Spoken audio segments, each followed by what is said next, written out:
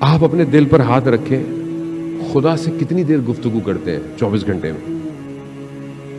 نماز پڑھتے ہیں، وہ تو واجب ہے، وہ تو پڑھنی ہے، اس میں تو کوئی مسئلہ نہیں ہے۔ خدا سے گفتگو، خدا سے باتیں کتنی دیر ہے؟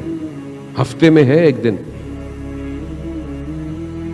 عزیزان محترم، میں آج آپ کو ایک اور ہوم ورک دے رہا ہوں، صحیفہ سجادیہ، جسے امام سجاد علیہ السلام اللہم صلی علی محمد، دعاؤں کی کتاب ہے، دعاؤں کی کتاب ہے، مناجات کی کتاب ہے۔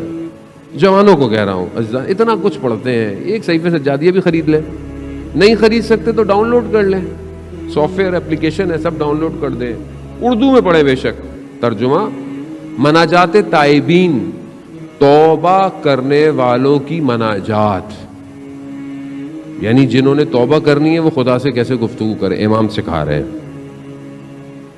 ایک فراز ہے اس کا بہت عجیب ہے کہ پروردگار گناہ کو معاف کر دے گا، ختم کر دے گا گناہ کو، گناہ نہیں رہے گا، نظر نہیں آئے گا، لیکن پھر بھی جب حاضر ہوگا بندہ نا تو اسے گناہ یاد آئے گا۔ یہ جو یاد آنا ہے نا، یہ اس کے دل کو افسردہ کر دے گا۔ اللہ اکبر، وہ تو رحمان ہے، اس نے تو کہا میں نے معاف کر دیا تمہیں گناہ، لیکن شرمندگی، اس لیے امام فرماتے ہیں مناجات ابو حمزہ کے اندر بھی چند مناجات ہیں جس کو آپ اپنی زندگی میں جو ہے نا وہ رکھیں، ضروری نہیں ہے کہ رمضان میں پڑھنی ہے مناجات، دعائے ابو حمزہ ضروری نہیں ہے کہ آپ رمضان میں پڑھیں، آپ پورا سال تھوڑا تھوڑا پڑھتے ہیں۔ مناجات شعبانیہ جو شعبان کی رات پڑھی جاتی ہے، آپ اس کو سال میں پڑھیں، کسی بھی ٹائم پڑھیں۔ مناجات امیر المومنین کوفہ کے اعمال میں سے آپ کبھی پڑھیں۔ میں نے جوانوں کو دیکھا عزیزان محترم سجدوں میں گڑ گڑاتے ہوئے مناجاتوں کو پڑھنا۔ آیت اللہ عظمہ بہجت رضوان اللہ تعالیٰ فرماتے تھے کہ ہم اپنے استاد کے کہنے پر حرم مولا کائنات میں تہجد کی نماز پڑھ رہے تھے، ہم نے قنوت میں دعائیں پڑھنی ہوتی تھی، ہم نے دیکھا کہ ایک جوان آیا، وہ قنوت میں دعائے ابو حمزہ ایسے پڑھ رہا ہے جیسے خدا سے گفتگو، واقعاً اپنے وجود کے ساتھ۔ نماز ختم ہوئی، جوان چلا گیا، کہا ہم نے اپنے استاد سے پوچھا کہ یہ کون تھا؟ کہا مگر تم نہیں پہچان پائے، وقت کا امام تھا۔ کہا ہم کب دیکھیں گے استاد؟ کہا خدا تمہاری ظرفیت کو پیدا کرے گا جب تم اپنے امام کو دیکھو گے۔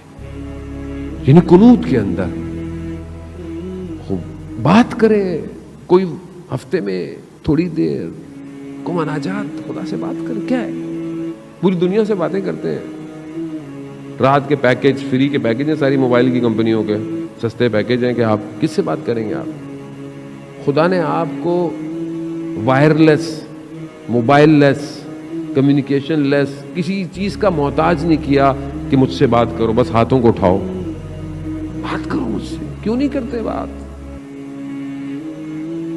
خدا اسی لیے گرفتار کرتا ہے ہم لوگوں کو، مصیبت میں جو ڈالتا ہے نا، لوگ بہت مصیبت میں پریشان ہوتے ہیں، کبھی کبھی ہمیں بھی احساس ہوتا ہے کہ سامنے والا اتنی دعائیں کر رہا ہے، اتنی التماس کر رہا ہے، ہم بھی کہتے ہیں پروردگار تو رحم کر بندے کے اوپر، لیکن کبھی کبھی پھر مجھے وہ آیت اللہ نخود کی اسوانی رضوان اللہ تعالیٰ علیہ کا واقعہ یاد آتا ہے۔ آپ یقین کریں کبھی کبھی ہمیں بھی احساس ہوتا ہے کہ میں بھی خدا کی بارگاہ میں پروردگار، مطلب ہم ہیں تو گناہگار، لیکن کچھ ہماری بھی لاج رکھ لے، بندے کی مشکل حل کر دے۔ لیکن مجھے وہ بات یاد آ جاتی ہے آیت اللہ نخود کی اسفہانی رضوان اللہ تعالیٰ علیہ کی، کہ شاگرد کہتا ہے میں ان کی خدمت میں حاضر ہوا، میں نے دیکھا استاد رو رہے ہیں، گریہ کر رہے ہیں۔ میں نے کہا استاد گریہ کیوں کر رہے ہیں؟ کہا اللہ نے میرا جو پہلا درجہ تھا اسے درجے کو بڑھا دیا ہے۔